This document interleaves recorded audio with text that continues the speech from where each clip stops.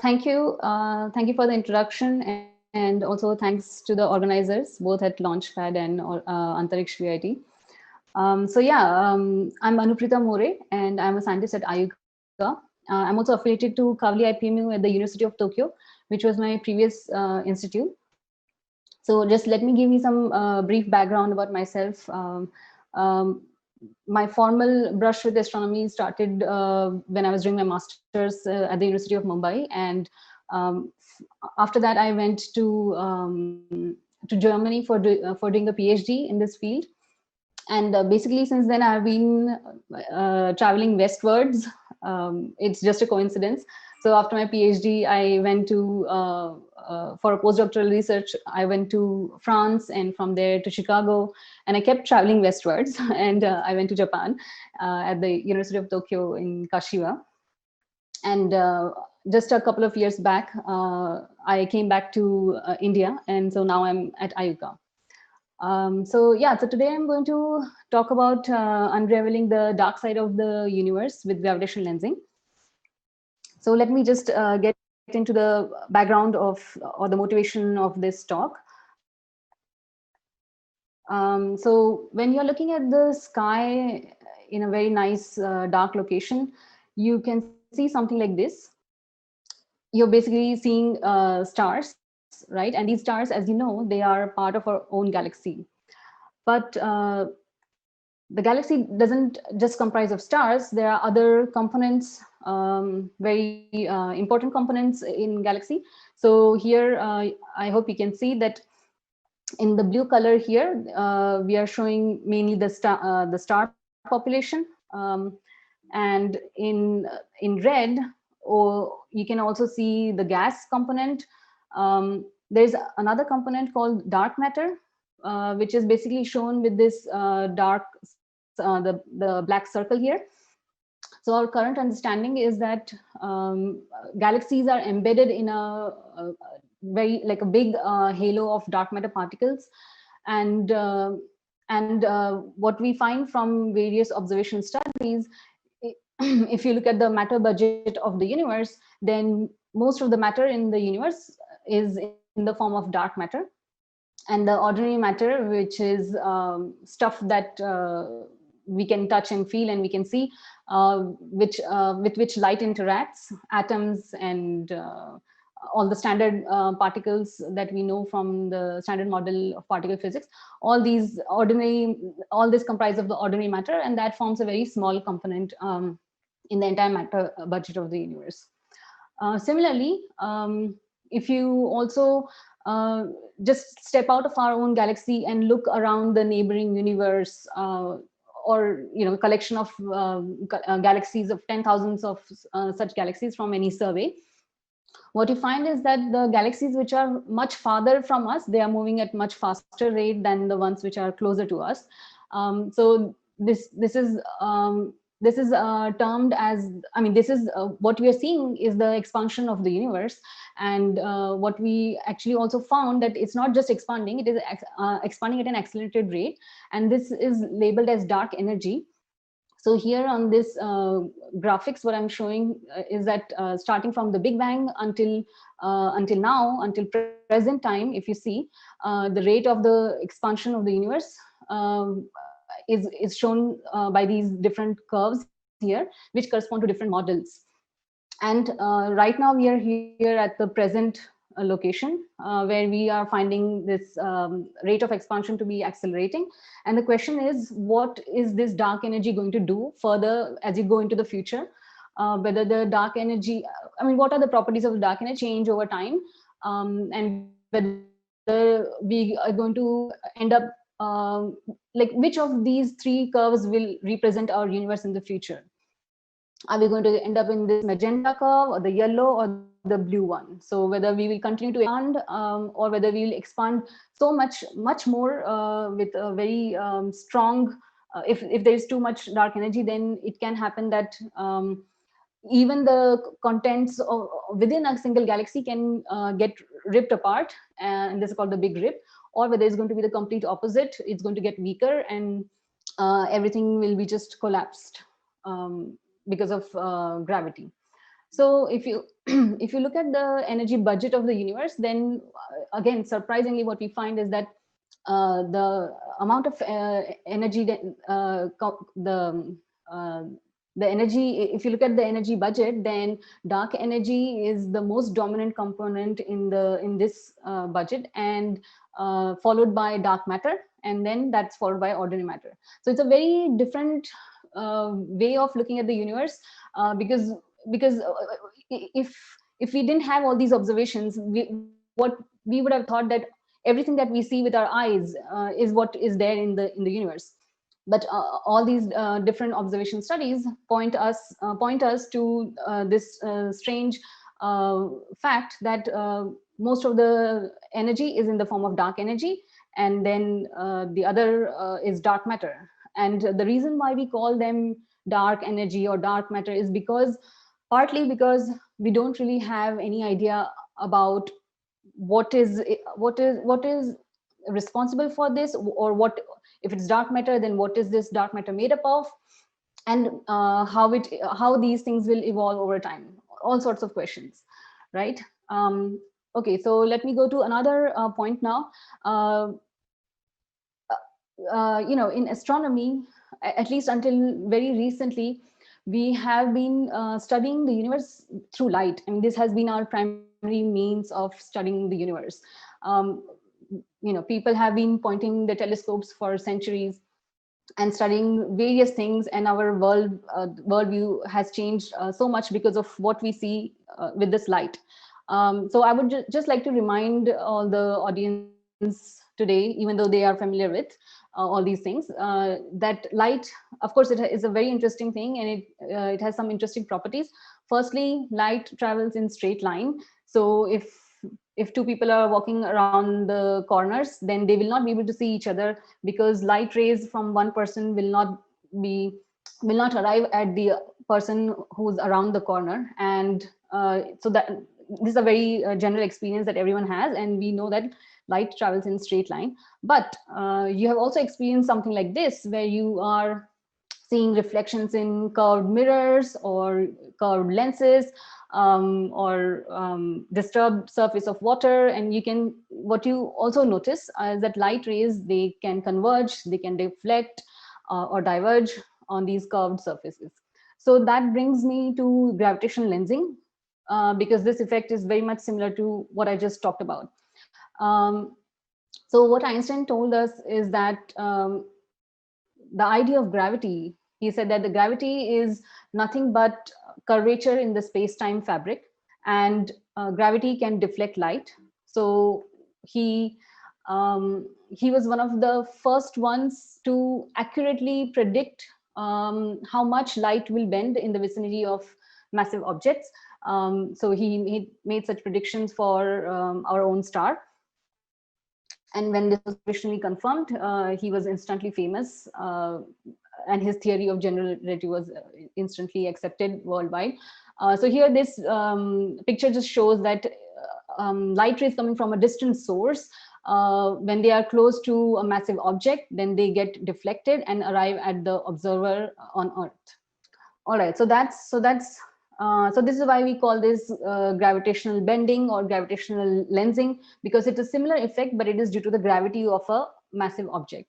So yeah, so I'm just sharing another animation here to talk about our everyday experience.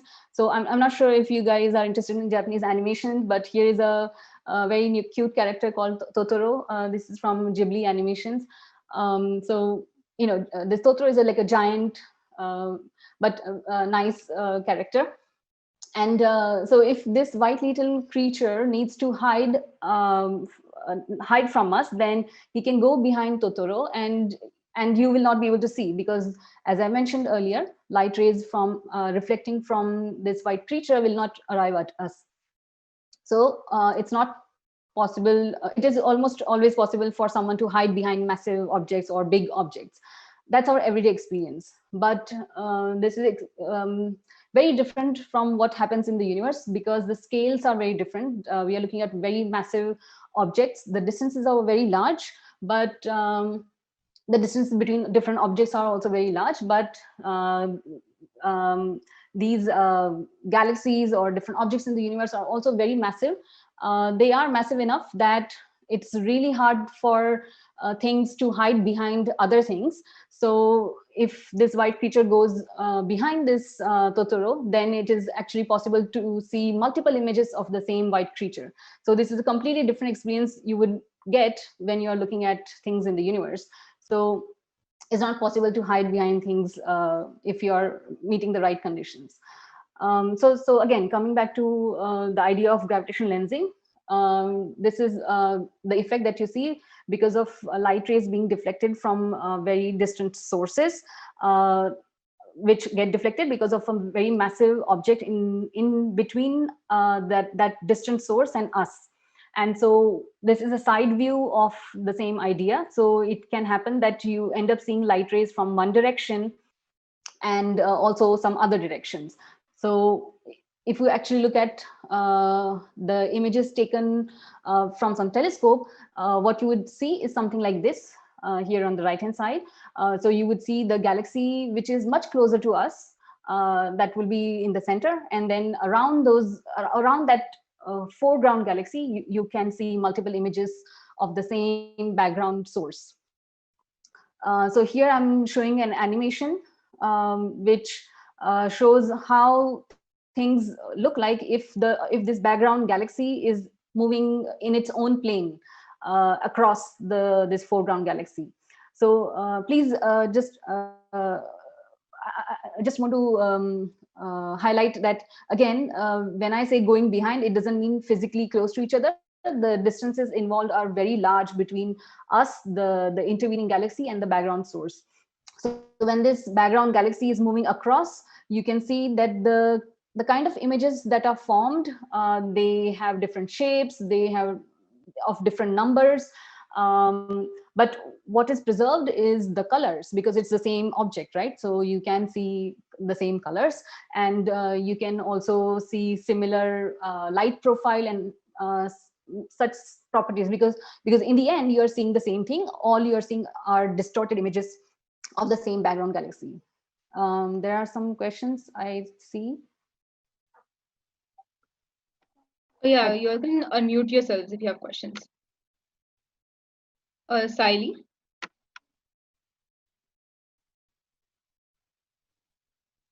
Do we have questions? No. Actually, मला असं म्हणायचं होतं की तुम्ही record करू शकाल का इकडे, म्हणजे डाउनलोड करून ठेवता येईल. Oh right. Okay, I forgot to hit record. खूप आधीच हात वर रेज हँड केला होता. Okay, I'm going to record right away. But also, for people who have joined later to know, this is also being streamed on YouTube by Antariksh VIT. So, in case you've missed anything, you can go back. Yeah, I did forget to hit record here, but thanks for reminding me, Sally. Thank you. Yeah. Okay, so I will move on then. At this point, I would like to ask you which one of these images shows a lensed image. You can write your answers in the chat. I'm sure you, yeah. There's a question on YouTube by Astro Explorer. He's asking, is the dark matter everywhere around us as well? Yes, I mean, the dark matter is there everywhere in the universe. So it's there basically everywhere. It's there in our solar system, and the thing is that the density of these dark matter particles is extremely low. So it's not that we have like too many particles around us. In any case, they don't interact. These particles don't interact with us, so there is no way for us to know or detect, or they will not interact with our bodies, so there's nothing to be scared about. But in fact, there are detectors built here on ground which are actually aimed towards detecting these dark matter particles. And there are many experiments, not just one. There have been many experiments across the world. And so far they have not managed to detect any of these dark matter particles. So that just tells you that it is extremely difficult. But yes, there are dark matter particles everywhere. We have a question from Earth. Would you like to unmute yourself? Yeah, I actually just missed what was the name of the channel. What channel? Antariksh VIT. Oh, right. Yeah. Uh, On Yeah, YouTube. Antariksh Antariksh Astro VIT. Club. Antariksh Antariksh VIT. Astro Club. Okay. Okay. Yeah. I'll send out a link later for those of you who missed the beginning. Okay. Yeah, I also remember that I think the chat is not visible here. So if anyone would like to just raise their hand to answer the question, which one of these images shown here? Okay, Prachiti, you can go ahead. Yeah, I think it's the A1, A image, first one. You mean the one on the left?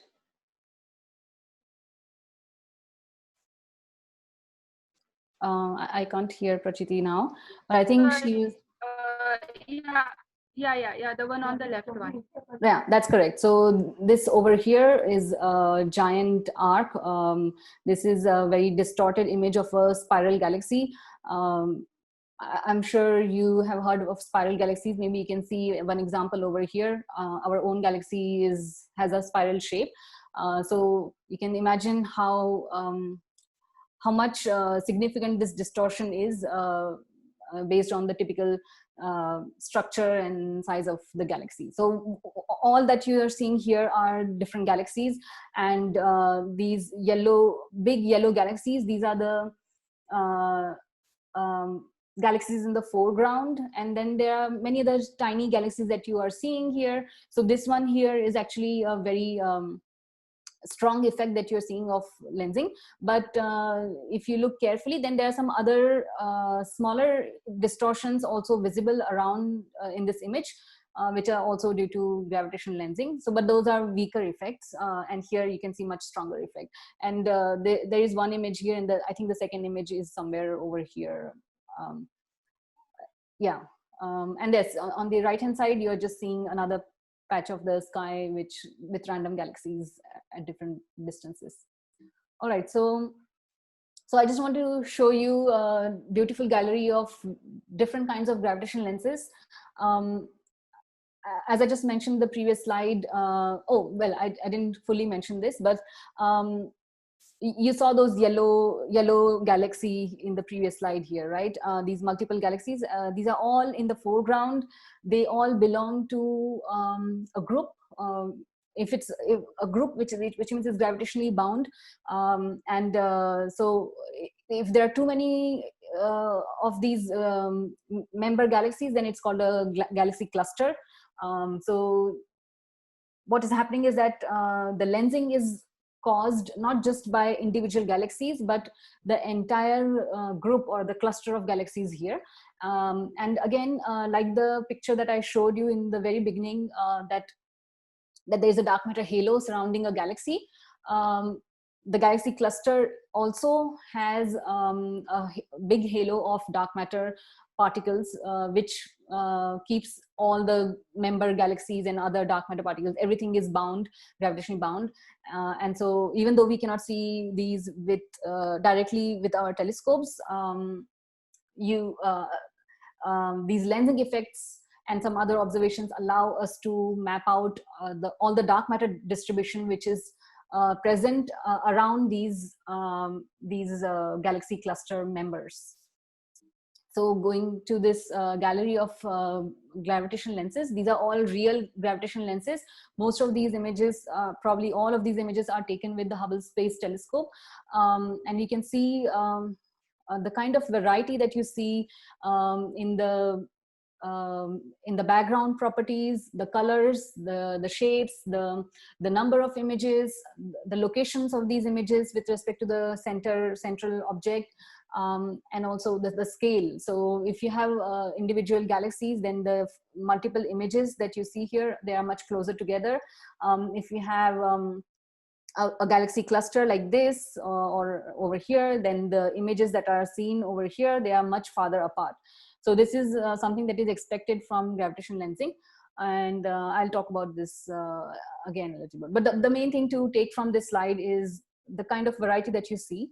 in all sorts of visual properties that you can tell, the colors, the shapes, and the light profile of these galaxies, and also how it changes as a function of the foreground lensing galaxy or galaxy cluster. So why are lenses important? I mean, of course, they are wonderful to look at. They are beautiful, and the fact that their existence confirms the theory of general relativity. But apart from that, what else we can do with them, and why are they important? Why scientists want to study them? So one of the main reasons or applications, so I'm going to talk about applications here in the next couple of slides, but I just want to say that I won't be able to go into all the details and mention all applications, because there are very many applications for gravitational lenses. So I'm just going to pick a handful of them. So the first and the most important being that you can use gravitational lenses to measure the mass in the foreground object. And the neat thing is that this effect is a geometrical effect. So it doesn't actually care whether the mass in the foreground object, whether it is made up of ordinary matter or it's made of dark matter. It is immaterial. So that's why it becomes interesting that one can study the properties of dark matter using gravitational lensing. So here you can see an image of a gravitational lens. You can see these arcs, which are distorted images of a background galaxy. And what the theory of gravitational lensing tells us is that, see, roughly you can imagine there is a circle that goes on this galaxy, and then the size of this ring, or the size of the circle, is proportional to the square root of the mass of the intervening or the foreground galaxy. And so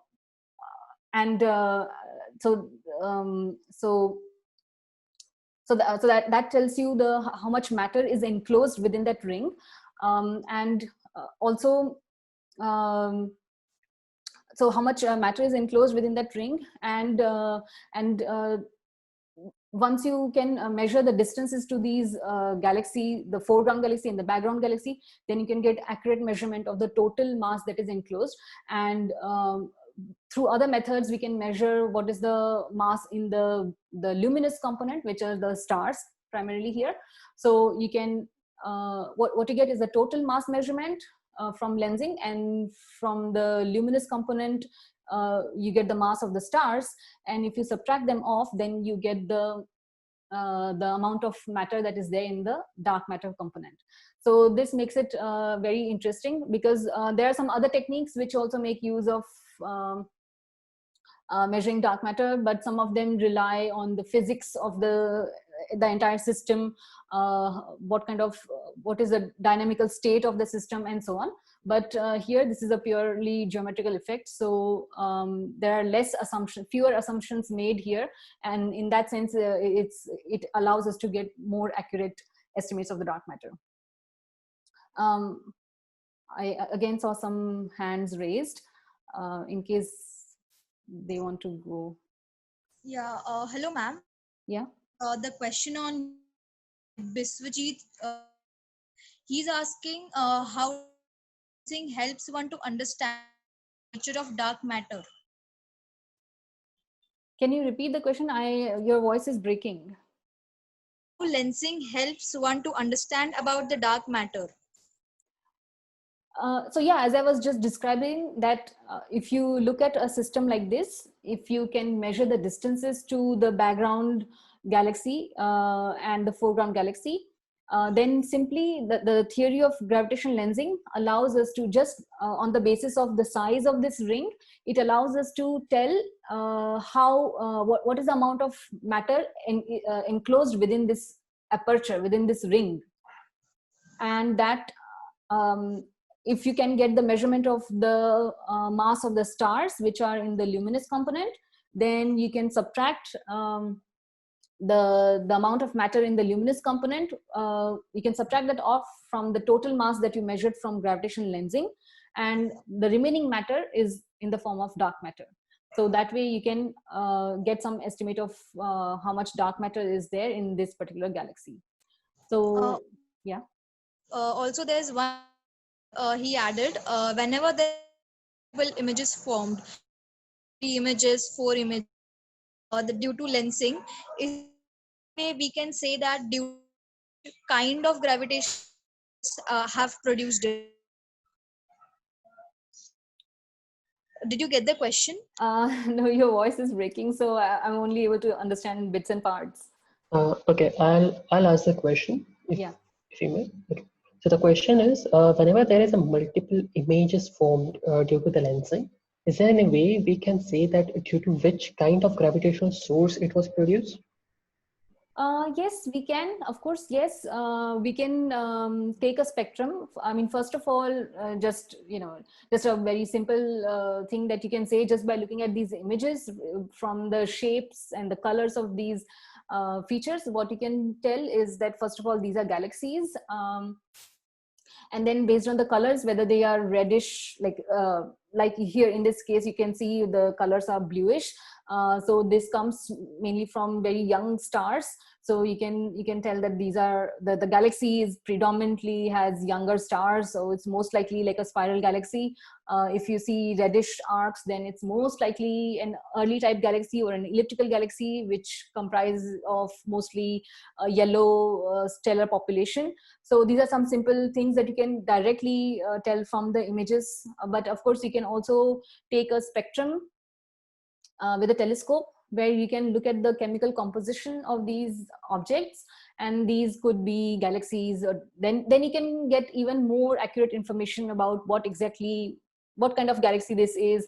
Or sometimes you can see what are called AGNs or quasars, which are extremely bright centers of a galaxy where the black hole is very active. And so you are basically seeing the entire emission that is coming from the center of these galaxies. So you don't get to see much of the emission from the rest of the galaxy. So then they look like stars. That's why the name was given as quasars to these systems. And so in that sense, you can tell whether this is a quasar or it's a galaxy. And for these strong lenses, the kind of system that I'm talking about, in most of these cases, you're either seeing a galaxy or you're seeing an AGN or a quasar, which is basically the center of the bright center of a galaxy. So in the end, these are galaxies. So but yes, you can get much more information through the spectrum or through multiple images taken at different wavelengths. But these are very broad filters. So you get some information. It's like a poor resolution that you're seeing. So you, based on the images taken at these different filters, you can look at the colors, as I said before. So from these colors, you can tell roughly what is the kind of galaxy this is. All right. Do we have any questions here on Zoom? Because there were a couple of hands raised. Or we can continue. Okay. Okay. Okay. Yeah. So after dark matter, there is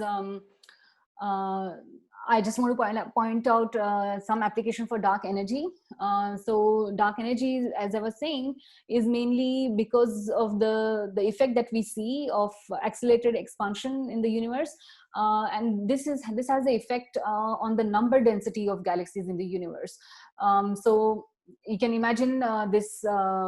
You can imagine this to be like a piece of the sky, or a box in the sky.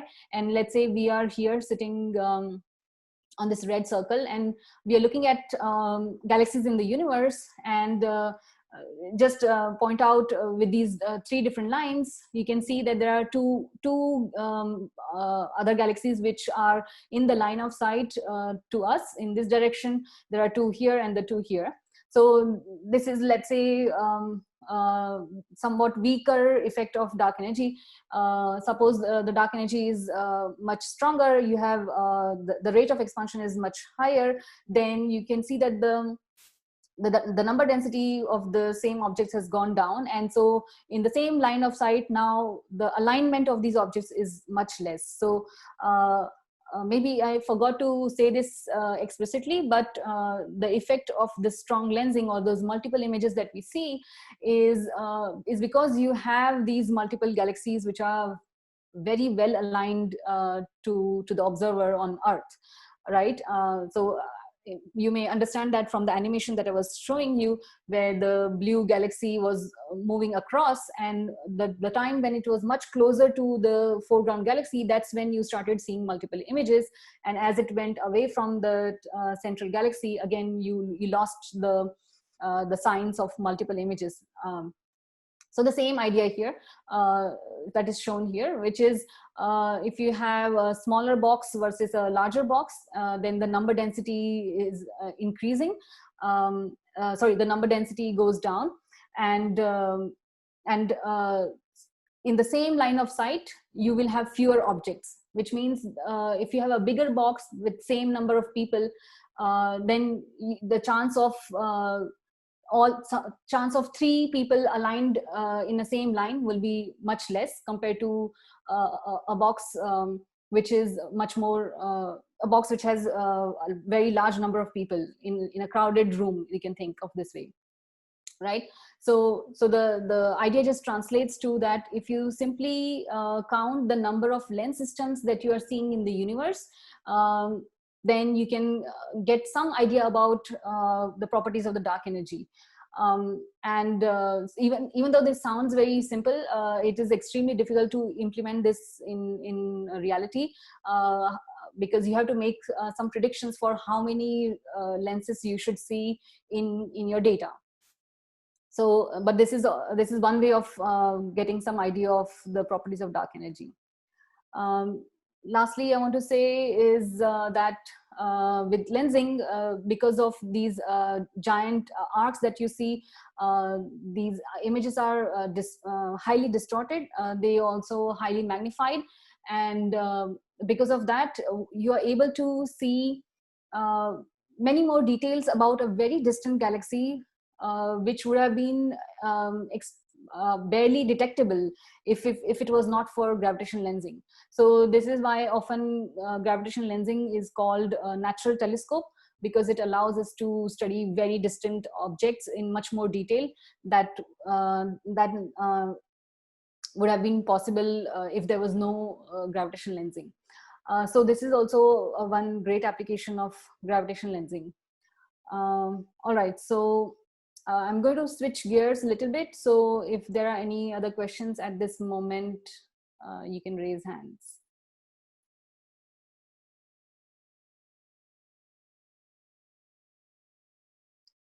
All right, I will continue.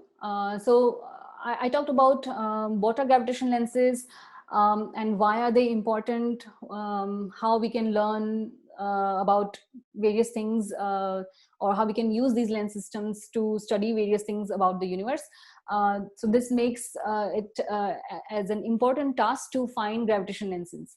But the thing is that to find gravitational lenses is like searching for a needle in a haystack, because to see those multiple images, the foreground galaxy and the background galaxy need to be very well aligned.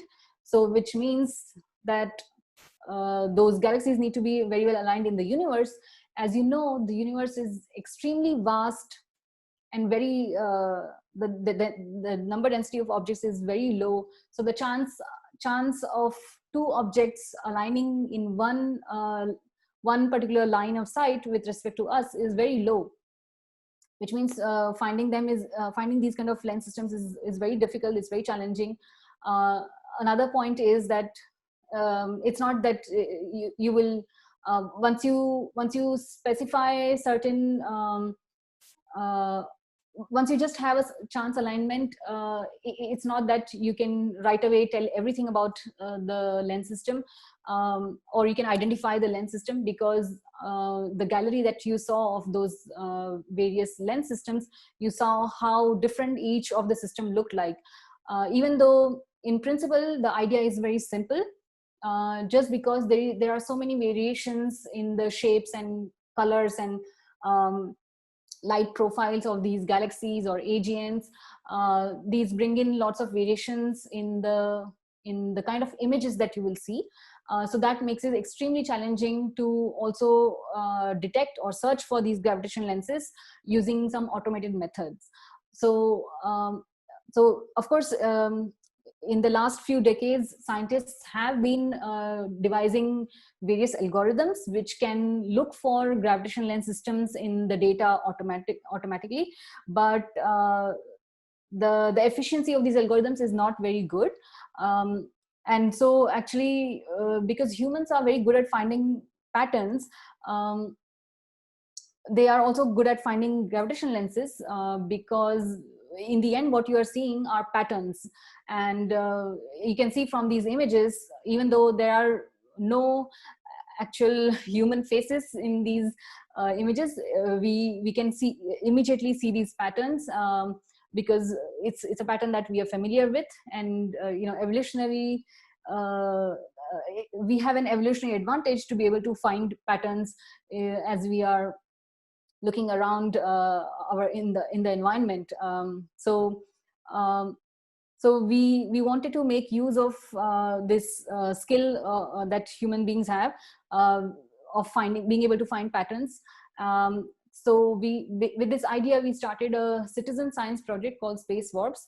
The idea of a citizen science project, at least in the context of astronomy, I would say, is that usually we have some online interface where we make some astronomical data available to people all over the world, and anyone who has access to internet, has some interest in astronomy, can join these projects. There is usually plenty of helpful information there to explain what is the task. Usually the task is, it's a very simple task which doesn't require you to have any formal background in astronomy. Usually it's some sort of visual inspection, some sort of classification, and so on. So so that's a citizen science project. And the main thing that we need in a citizen science project is enthusiasm, interest in willing to help scientists. And so this project called Space Warps was hosted by an organization called Zooniverse. This organization has been very successful in creating different kinds of citizen science projects. So it's not only astronomy, they also do other citizen science projects. And so Space Warps was supported by this Zooniverse platform, and the names of the investigators are here.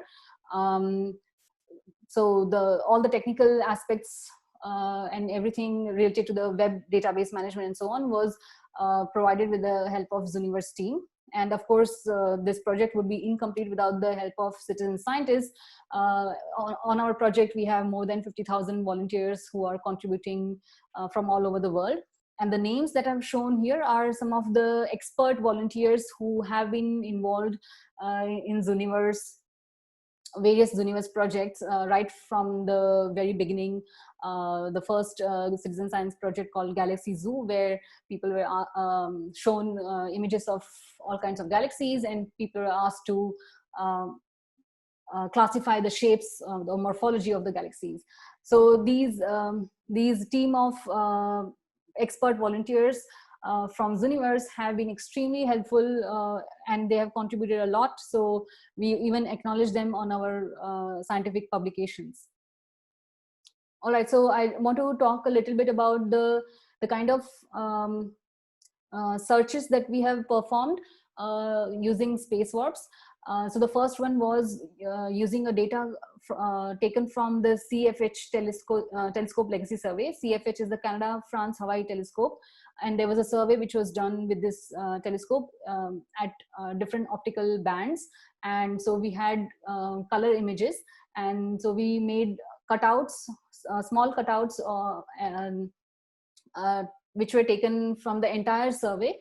So in total, we had about 400,000 images which were added to the web interface. And the idea was to do a blind lens search, which means we just show the random patches of the sky from the entire survey data. We do not focus ourselves on any particular object. So it's just random pieces of sky that you are seeing. And the aim of this particular project was to beat the robots, which means there were some algorithms, lens finding algorithms, which were already being run on this data, and they had found some lens candidates. But we knew that this is not all that the algorithms have been, all the algorithms that have found. So there are many more lenses hidden in that data. So we wanted to see how human beings are able to beat the robots and find new lens systems, make new discoveries. So this is the interface of Space Warps. This is an older interface. Now you will see slight modifications, but the idea is the same. What you will see is some sort of image over here of the data taken from the telescope, and there could be a gravitational lens hidden anywhere in this image, and all you have to do is put a marker on any object that you think looks like gravitational lens.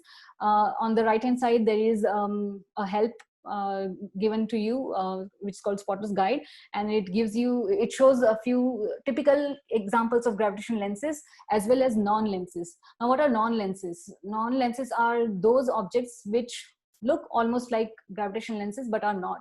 So, and that's what we are most worried about, and that's also one of the reasons why algorithms are not so efficient in rejecting them. So these are called false positives. That means any algorithm or humans or anyone, basically any detection method, ends up thinking that these are actually real lenses, even though they are not. So these are called false positives. So this is something that we are always concerned about, and this is one of the biggest challenge in our lens search methods. So yeah, we show lots of examples. We also give further information which with lots of texts and figures, images, so that the volunteers who are coming to the website, they can easily learn and become an expert as they keep making more and more classifications.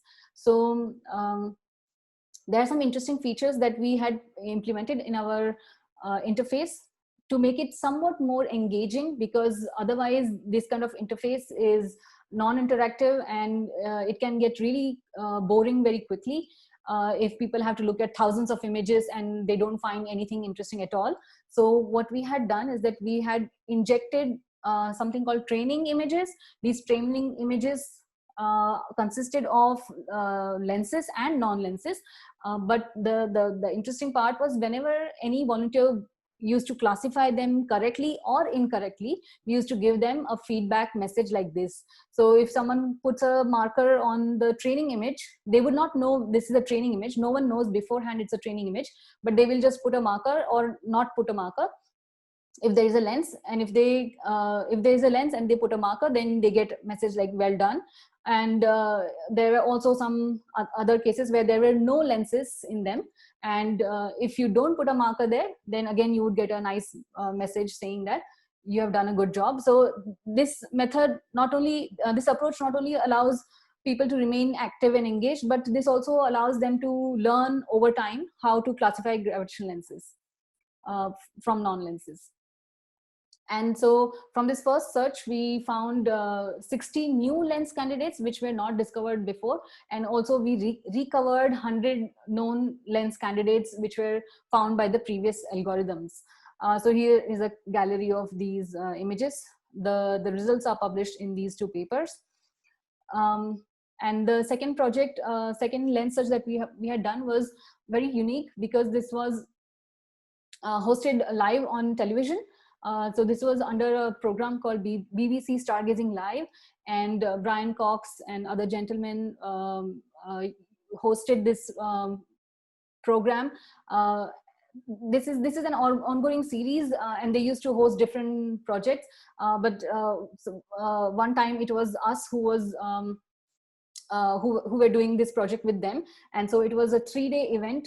So all the data from a new survey was made available to people, and in that particular data we were showing 40,000 images to people, and everyone was so since this was in UK, this was extremely popular, and in fact we reached a record-breaking classification rate of 1 million classifications per hour as soon as the project was announced. So this was an immensely successful project. I just want to highlight the importance of media in such projects, how it can really help, and also some prominent scientists like Brian Cox supporting these kind of projects.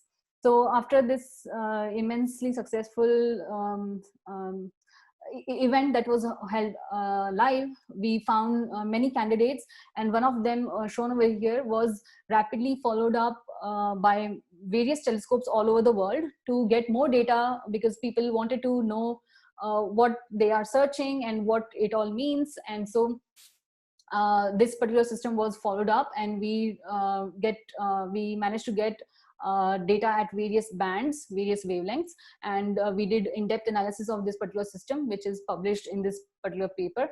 And so lastly, I want to talk about a project that was done last year.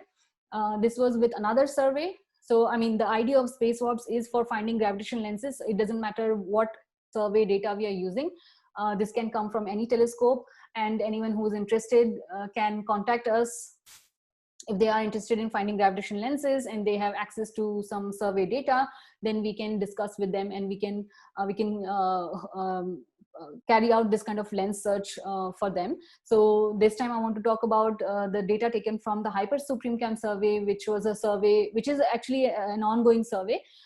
This is primarily led by Japan. So this started when I was in Japan, and the survey data is being currently taken, but whatever data we had from that, we created images of 300,000 galaxies. So this time it was not a blind search. We focused on identifying some interesting galaxies which could act as gravitational lenses, and we selected about 300,000 of them. Here we also changed the interface a bit, because we wanted to make sure that we are able to, I mean, we as in human beings, everyone who's contributing are able to find these images even when the arcs are very faint or they are very close to the galaxy. And the way we did that was by creating these 4 panels, which are shown here. So the panels on the left hand side shows the same piece of sky or same galaxy, but at different settings. And then on the right hand side, what we do is that we remove the light coming from the central galaxy. So that light, with some models, we subtract out the light from the foreground galaxy. Then all you see is the remaining light coming from the background galaxy, and that makes it much easier for anyone to spot if there is something that looks like a gravitational lens, or it is something is just a random alignment, or is just some other kind of galaxy. And so so this time we had about 6,000 people participating. So I forgot to mention that this project was launched under NPR Science Show, which is a radio program in the US. And this was for 1 week. The project was going on for 1 week, and within that 1 week we got 1 million classifications for 77,000 galaxies. Of course, we didn't manage to finish all the 300,000 images because it's such a large sample. So the project continued on, but the project was being telecasted on this show called Science Friday, hosted by NPR. And after a few months, when we had exhausted the entire sample of 300,000 galaxy images, we were left the number of lenses that we found were about 145 new lenses. Again, in this project also, we had some other algorithms which were run before on the data. And when we did the comparison between the lenses that were found by the algorithms versus the lenses that were found by Space Warps, we found that Space Warps was able to find many more lenses and also a wide variety of lenses because our eyes can, or human brain is able to do extrapolation and is able to imagine compared to what an algorithm would do. It's even with machine learning algorithms, which is something that we have been looking at recently. Even with machine learning algorithms, it is really hard to capture the various features that we see, the complexity that we see in these lens systems, and the chances of finding false positives is still pretty high. So at the moment, I would say that the performance of humans is still much better than what is possible with machines. But certainly machine learning algorithms give us much better results than simple algorithms. So here is a gallery of the new lenses that were found from this latest search, and the results are given in this publication here. So yeah, just want to highlight, which I also mentioned just now, which is that with human beings, you are able to find very different kinds of lenses, whether irrespective, like we don't have to worry about the shapes of the galaxy, the colors of the galaxies, the patterns that we will see, the number of images that we'll see. All these things we don't have to worry about because humans are readily able to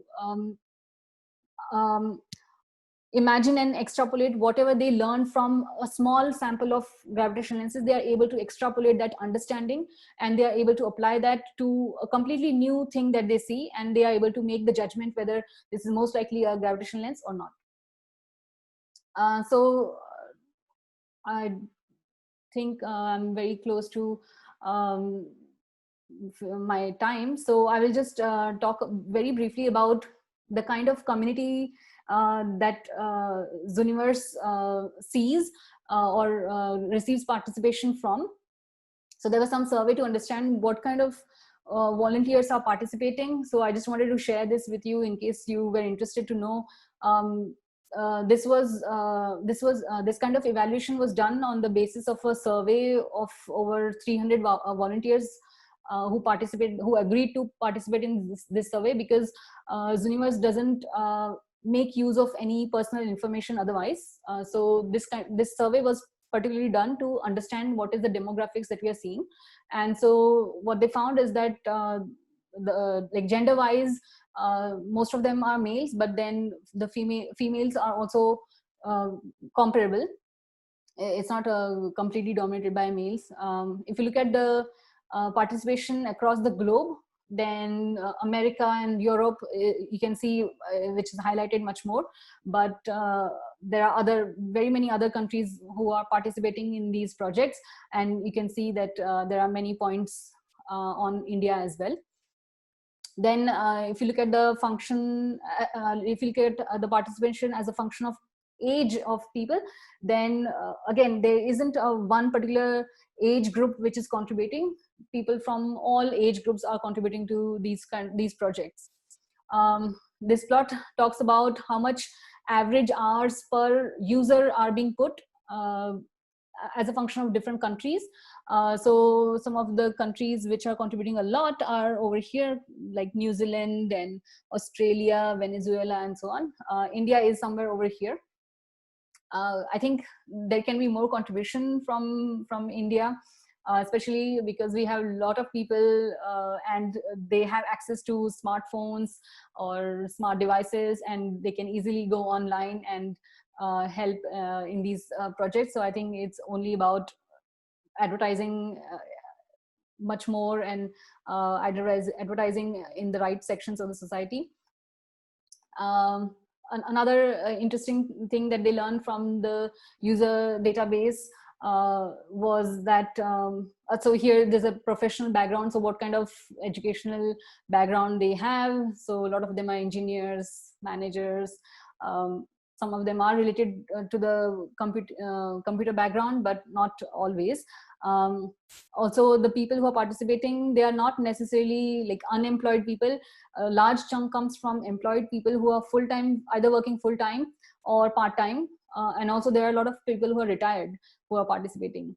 Another question which was asked to these volunteers is that why they are interested in participating in these citizen science projects, even though they are not getting paid and they have to do this from their own time.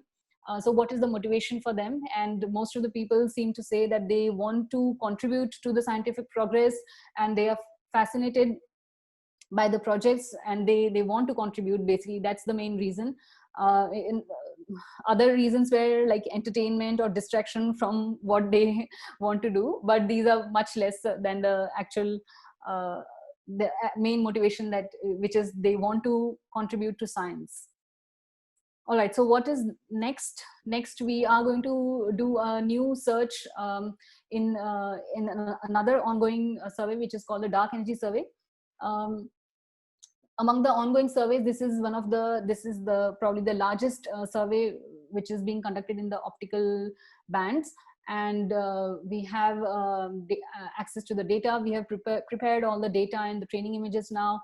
So we are just working on adapting the interface, the web interface, and also making some changes to the software which is used to analyze these classifications made by the volunteers.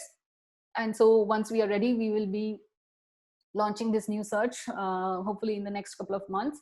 So it's going to be extraordinary in the next few years for gravitational lensing, because if you look at the last few decades, then the number of lenses that were being discovered were about 500 or so in a time span of decades. But now, since there are so many imaging surveys which are happening all over the world, it allows us to find many more gravitational lenses much more easily. And also many people are focusing their efforts in devising clever algorithms or improving these citizen science projects, and we will be able to find thousands of them in the next couple of years. So once we have a very large sample of lenses, we can use, we can select specific gravitational lenses from this large sample to answer certain questions, whether it is about dark matter or dark energy or anything else. Not every lens system is good for answering all the questions. So this is why you need to select only the interesting from among all the ones that you see. And right now, I would say that because human beings are so good at finding gravitational lenses, and we have the citizen science project, which allows everyone to participate from all over the world. And so I would really request you to read more about this, or contact us, or familiarize yourself with the idea of citizen science projects. And if you're interested in astronomy, then you can contribute to these discoveries. You can be one of the discoverers.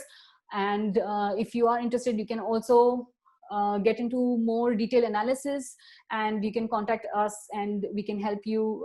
And there can be much more we can do just beyond the discoveries if you are interested. And so we need your help.